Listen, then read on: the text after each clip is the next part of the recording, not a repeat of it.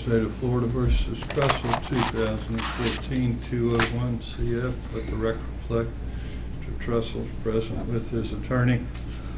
I sent in to you what I believe documents our discussions yesterday evening, both as to instructions and the verdict form.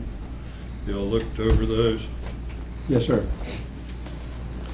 Anybody found any errors in those? No. Yes. And what did you find was an error? Ms. Garcia? Not typographical errors, but again, I'm talking about typographical errors or something that's different than what I indicated I was going to do last night. No, I'm just reserving and renewing my motion, and I have a new instruction this morning that I We'll presented. get to that. I just kind of wanted to Right. take it a step at a time. I Right. want to make Right. sure that, because been doing my own typing, it's not always perfect. And to make sure that what I've submitted to you so far documents what was ruled upon by the court last night, and including any typographical errors, because there could well be some in there. Nobody's found anything of that nature? Well, Judge, there is one. I Okay. can find it now. On page 4, after 2, you did add a comma that you didn't add anywhere else. I don't think that. Where is that? On page 4, up at the top, under 1 and 2. To prove the crime in person of public No, officer. sir. Count No, sir. 2. On count, well, it's off count 1 on the top of the page. And it's just nitpicky.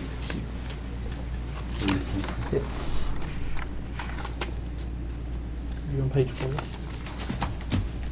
It's that. Oh, okay. You're talking about I'm sorry. Yeah. section It 5? should have been a period instead of a comma. Okay. Right. But I Thank you. And those I apply. don't think that means a lot. But I don't like to have errors when I always find some error when I read it to the jury. And those, it needs to be clear that those two defenses apply to the entire statute, not just count 1. Well, I think what I've The said, page before. in construing each of these Okay. charges, the jury shall consider. Okay. I think that That's does it fair. as clearly as I can say. Obviously, there are things that attorneys have to emphasize in their closing arguments that relate to the instructions, but I think I've given you the ammunition there to make that crystal clear. Okay? Anything else we've found that's a mistake or different than what I indicated yesterday? No, sir. Okay, Ms. Garcia, you had a couple of things you left me with yesterday, something as to mistake of law and mistake of fact, and then you filed a new one this morning, right to petition government. So I don't know which you wish to be heard on next. All 3, Your Honor. What? All 3. Start I mean, where you will. Do you have the pages of good faith with you? Because I gave you my copy yesterday. I have those. I thought we had already dealt with that. I'm not sure if you made a ruling on that yesterday or not. I did make a ruling that I was not going to give the good faith instruction because we don't have intent to defraud. We do have fraudulent, but we don't have intent to defraud, and that's what that instruction went to. And we have just defined fraudulently, which again gives you essentially the ammunition that you were asking for in the good faith, but it's been worded just slightly. But I've made a ruling. I deny your request for the good faith instruction. Which was the next one you wanted to be heard on? The right to petition the government for redress Okay. of grievances. Right. And frankly, I'm confused about what this even relates to, but I have read it. This relates to 5.1, where you say this does not prohibit from assembling freely to express opinions or designate group affiliations, and that's the constitutional guarantee that's set forth in this instruction. And this comes from the most important, I guess, treatise straight from the government, their centennial edition, and they have a new case from 2012, which I also provided, which relates to this particular issue. And if Mr. Trussell reportedly filed or lodged true bills with the clerk of court, and you find that without the regard to their truth, What does that mean? I don't know what that means, without regard to their truth. without looking at the content, the content of the documents, you limited the ability to really go into the content and prove the truth of the content. You removed from the instructions the part of the language, the statutory language, that related to the falsity of the contents of the document. You limited your instructions to simulated legal process, but you took out half of the language of the statute that relates to the content. The First Amendment discusses when the truth of the content is important to a document and when it's not, and when the matters of public concern are important or not. And since the First Amendment is the defense to this crime per the statute, I think the jury needs to understand when it applies and when it doesn't, and if it applies to these facts or not, based on whether the content was discussed or whether it's a matter of public concern. So in this particular case, since these are a matter of public concern, and Mr. Trussell filed these as an individual or a citizen of the United States, the First Amendment applies in either case. So he has a right to present to the jury and explain to them when and how assembling freely and expressing their opinion applies as to these documents. And I attached from Mr. Siegmeister's deposition when he talked about in Palm Beach, when he had the same kind of issue where there was corruption in the school board and a statewide grand jury went through it, and that's part of the proof that this is a matter of great public concern. This concerns all the children, as well as families, in the United States, as well as in Florida, when it comes to how this Common Core curriculum is being handled from a financial point of view and from a social point of view for our kids, our children. So it's important for the jury to understand exactly how this First Amendment applies, does it apply, and explain to them. So, I'm sorry, I thought you were through. no, that's fine, Your Honor. State? Well, Your Honor, I object to this instruction being given and I'm assuming that the part that she wants given is this top part here. That has the court basically commenting on the evidence. Those are questions of fact that has to be determined by the jury. And basically it's saying, if you find that the true bills without regard to their truth, of which was not determined in these matters, and that's not an issue anyway, the issue before the jury is this simulated legal process. I don't know what count this would apply to. And the statute does say, and I think in voir dire and everywhere else, everybody on this jury has agreed that there is a right to free assembly, but we don't need that instruction. And saying that his conduct was protected by the First Amendment, he's not charged with freely assembling, he's charged with using simulated legal process in violation of 8430855. So I would object to this instruction. Ms. Garcia? The response, Your Honor, is the First Amendment contains 4 parts, and they're intertwined. And one is freely assembling, and the other one is the right to petition for redress. This also includes that section, which is to freely express their opinions or designate group affiliation. The First Amendment is the most important and only defense you have left for the defendant in this case. You've rejected all the other defenses. So he has a right to explain his defense and have the jury understand how it's applied. The state's trying to make it appear, well, you know, it's a simulated legal process, so the defense doesn't matter at all. The content doesn't matter. The First Amendment rights don't matter. It does matter. If he freely assembled and expressed his opinion within the First Amendment based on the 4 parts of it, and it's explained to the jury, they can make their decision if they believe this document falls within the First Amendment or not. And if they're not given that information, it's going to be, the state's going to simply go in there and present to the jury that, well, that doesn't matter. We're just doing a simulated legal process. The whole point of why it's not a simulated legal process, and even if it was a simulated legal process, that it's still not a crime, is because the First Amendment allows people to create documents like this and to express their opinions and to freely assemble as they did here. And as far as the freely assembling portion, he sat there and made a big deal about Mr. Trussell supposedly impersonating someone to reserve the room. So therefore, the assembly's not free. So he's the one that brought that into issue, another 404B violation, uncharged crimes, which he continued to bring in. He brought in so many uncharged crimes, even a direct attack on counsel, like I was part of an illegal recording to poison a jury. So I think it's very important that this jury understands.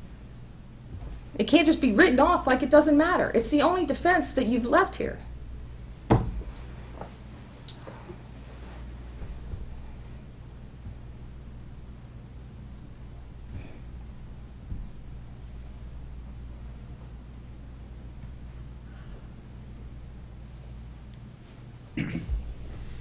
I'm going to deny the request for the special jury instruction on the right to petition government for redress of grievances. It may be an additional argument as to the constitutionality of the statute in question. However, it does not assist the jury in deciding whether the elements of that statute have been proven. Frankly, I'm not real sure what it does. I've read it several times, and to me it's more confusing than anything. I think it confuses rather than explains the law. I'm going to deny the instruction. You want it to be heard on mistake of law. My concern is that this isn't a jury instruction that you've given us on mistake of law. It's more a memorandum of when it applies, and I'm reading what you gave me, page 132. What is that? Is there an instruction that you're asking that I give? The instruction would be similar to the one on page 131, Your Honor. We'd have to draft it because this instruction doesn't exist as a matter of law in relation to this case. So we'd have to draft it and agree on the language of it. Well, But as a theory, it applies. I'm sorry, read through. I mean, what the rules require is if someone wants to propose a jury instruction, they're to give them to the court in writing so the court can make an educated determination of what it is. I mean, you've given me a memo of law essentially saying sometimes mistake of law applies. I'm not sure what it is you're asking me to tell the jury, and we're going to be moving into that shortly. I'll give you a chance. I guess there's not going to be a whole lot of time this morning, but I guess I can you need handwrite to draft what it is you want me to tell them, because I can't tell from that. Or as to mistake of fact, I guess was the other one. I'm not sure what the instruction is that you're wanting me to give them. If you can give me those 2 pages back, Your Honor, I will handwrite a proposed instruction. Okay. All right. I'll reserve as to that. What other issues do we have on the jury instruction? None on the jury instructions. Okay. I do have All some right. issues. All right, Mr. Meggs. Your Honor, I want to bring to the court's attention the state, in light of the testimony of the defendant, wants to call a rebuttal witness, 2 rebuttal witnesses, John Weed and Jeff Siegmeister, both of whom have already testified. The rule provides for rebuttal witnesses, and basically I'll just read out of the rule book. It's a Supreme Court case, Rimmer versus State. Generally, rebuttal testimony is permitted to refute a defense theory or impeach a defense witness. Quite honestly, the first we heard about that there was no grand jury meeting was yesterday in testimony, that those people were not the grand jury. There was no meeting, and so we did not address that in our case in Maine because we were quite honestly caught very much by surprise. Well, let's get to the issue. I mean, there's no question you have a right to present rebuttal testimony. The problem is Mr. Siegmeister was released from the rule and sat in the courtroom yesterday. I don't know about Mr. Weed, whether he was in there. I did not see him, but I certainly saw Mr. Siegmeister, and he may have been there during the defendant's testimony. So that seems to me to be the real kernel of the problem. I was getting to that next. Okay, the rule under sequestration, basically, now he was released, and he was there, and And basically, in order for there to be a sequestration rule violation, the court must determine that it occurred with the knowledge or connivance of a party or counsel. Then it may exclude the witness only if it finds the testimony of the challenged witness was substantially affected by the testimony he heard, to the extent that his testimony differed from what it would have been had he not heard the testimony in violation of the rule. And then it goes further, says the burden's on the defendant seeking to disqualify them to establish those elements. Well, if we had known from opening statements that the defense was going to establish, or any form of the case before Mr. Trussell testified, we would have dealt with that and not excluded him from the rule. So We could have dealt with that by simply keeping them under the rule. well, we were not conniving to get him in the courtroom. As far as we knew, he was done and he could go about his affairs. I mean, attorneys always need to consider a rebuttal testimony.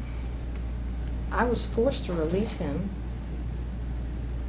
Not by So me. he would. I'm not inclined to do it, but I guess what we have to do is take a proffer of his testimony, but I'm going to tell you, I'm very unlikely to let Mr. Siegmeister testify. He's sitting in there while the defendant testifies.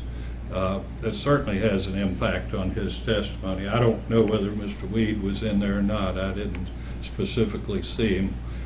We're just complicating things by not planning ahead.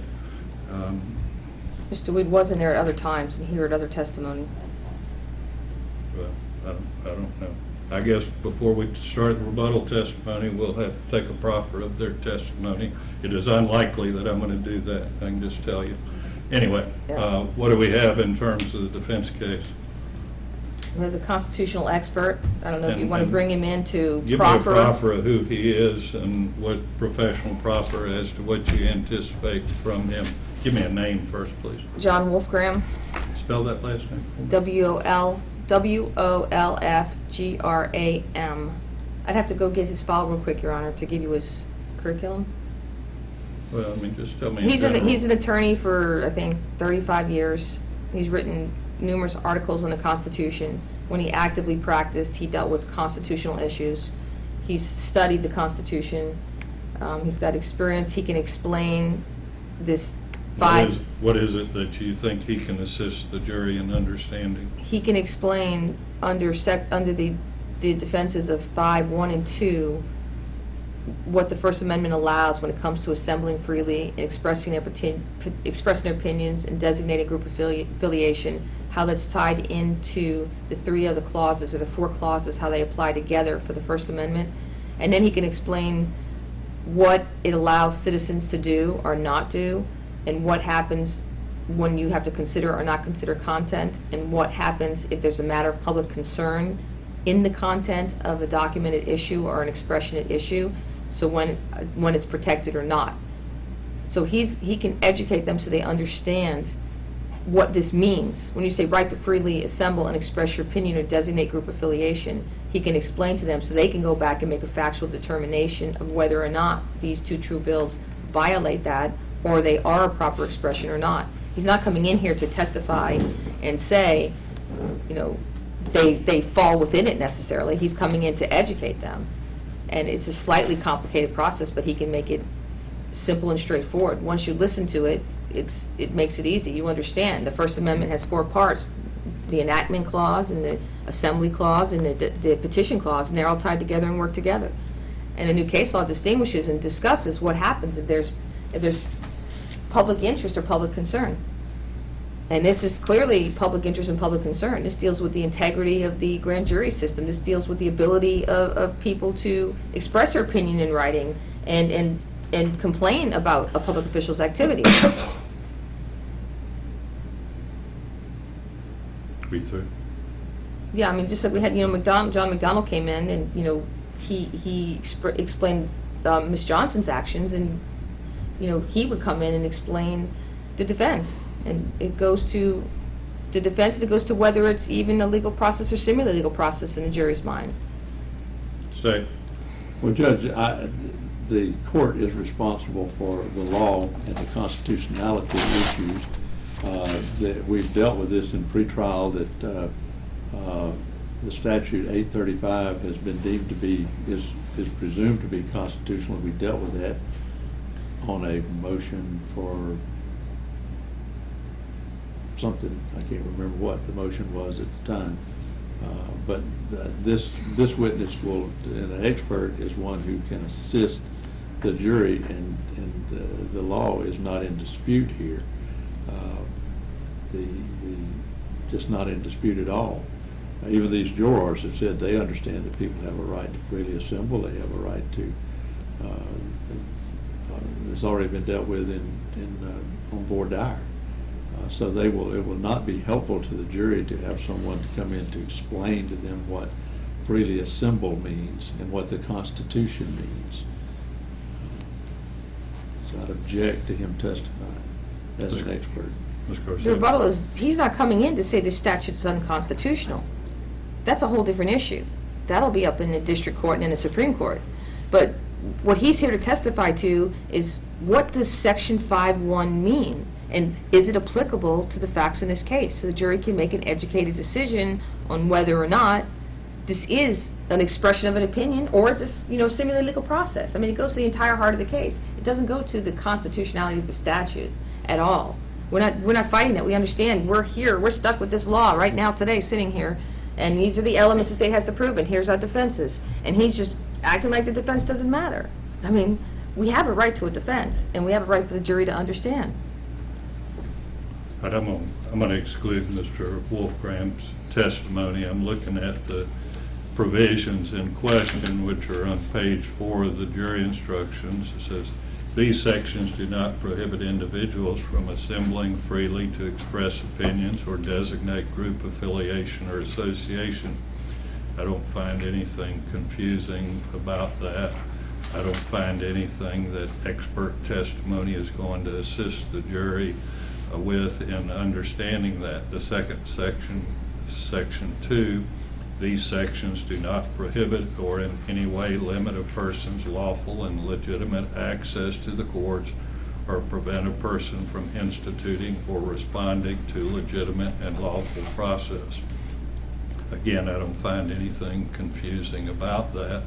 All an expert could do is try to add more detail to the law, adding layers of law as to what those things mean. That's not the purpose of an expert witness. The purpose of an expert witness is to help the jury understand the testimony they've been presented, not to help the court in adding more legal explanation and essentially having unwritten jury instructions that are not included in the court's jury's instructions. That is totally inappropriate, and I'm going to exclude that. If you're wanting to take a proffer of his testimony, what we'll do on that, just for record purposes, if you desire more than what's been represented here, we'll do so when the jury goes out for deliberations. You'll just have to remind me of that if you think further documentation of that is needed. Ms. Garcia, I'll leave that to you. We can either accept what you've represented here as your professional proffer, or we can actually hear it from the witness when the jury is deliberating. Who is your other witness, Ms. Garcia? I need to recall Dana Johnson, unless the state stipulates that Defense Exhibit 1 is a public record, is an official record, just to certify. Say it again. I'll let, what I can move found it is in. the best thing to do is, before you discuss stipulations, is put it in writing so everybody knows exactly what you're being asked to agree Okay. to or not. Y'all discuss whether you can agree to that. I don't need to be involved in that discussion. What else? I can actually just move it in under the official records exception. It's a sealed document, certified, notarized by the court of Dixie County. And Exhibit 1 is the blank pages from August 4th and August 11th filing. No, the August 5th filings. the two for Exhibit 1 and 2. I'm not clear on what you're saying. You can discuss with Mr. Megg, see if there's an issue. What other testimony are you anticipating? None. So depending on what y'all discuss as to Ms. Johnson, you may not have any further testimony. Right. If that comes in as an official record, then I have no other testimony. Let me just write this up to you. I have the instruction right I here. guess we're going to need to go ahead and decide what we're doing with Mr. Weed and Mr. Siegmeister. I was trying to not have the jury sitting in the jury room while we wasted time, but I guess we're going to. We'll adjourn and meet in the courtroom.